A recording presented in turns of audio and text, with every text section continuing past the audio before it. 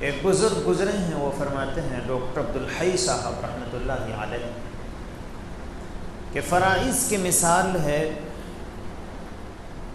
کہ آپ اللہ تعالیٰ کی عظمت کا حق ادا کر رہے ہیں، ڈیوٹی ہے جو آپ انجام دے رہے ہیں۔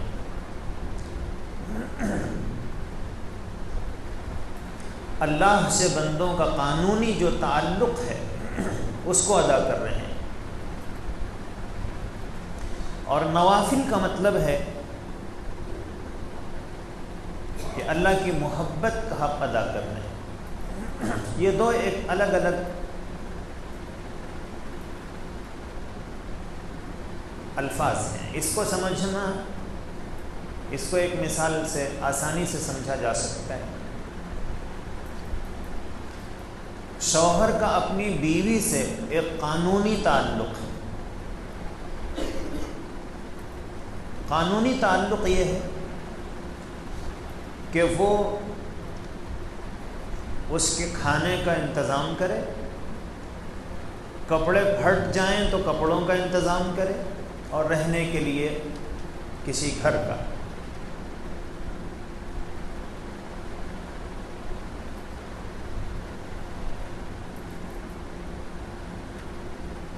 بیوی کی خواہش ہے کہ آج فلاں میٹھا کھائیں گے، وہ بولے کیا شوہر کی ذمہ داریوں میں یہ ہے کہ بیوی کو قلاقند کھلائے؟ ہے کسی حدیث میں، کسی آیت میں ہے؟ کھانے کا انتظام کرنا ہے وہ تو میں کر رہا ہوں۔ بیوی کہے کہ عید آ رہی ہے، کپڑے خریدیں گے، بولے کون سی حدیث میں ہے کہ عید کے وقت نئے کپڑے بیوی کو خرید کر دینا چاہیے؟ ہٹ جائیں تو کپڑوں کا انتظام کرنا میری ذمہ داری ہے۔ یہ ہے قانونی تعلق، اور ایک ہے محبت کا تعلق، کہ محبت کا جو تعلق ہے تو اس میں آدمی کھانے کا بھی انتظام کر رہا ہے، اور بیوی کے بولنے سے پہلے خود ہی میٹھے کا بھی انتظام کر رہا ہے، کہ بازار سے جاتے جاتے میٹھا خرید کر لے جا رہا ہے کہ بہت دن ہو گئے میٹھا گھر کے لوگوں کو کھلائے ہوئے۔ کسی شہر میں گیا اور دیکھا کہ وہاں اچھی دکان ہے، تو اس نے اپنی بیوی کے لیے 2-4 نئے جوڑے خریدے۔ یہ قانونی تعلق نہیں، یہ محبت کا تعلق ہے۔ تو کچھ ایسے ہی بندے کا اللہ سے ایک قانونی تعلق ہے، اور وہ یہ ہے کہ دن میں 5 مرتبہ نماز پڑھنا فرض ہے،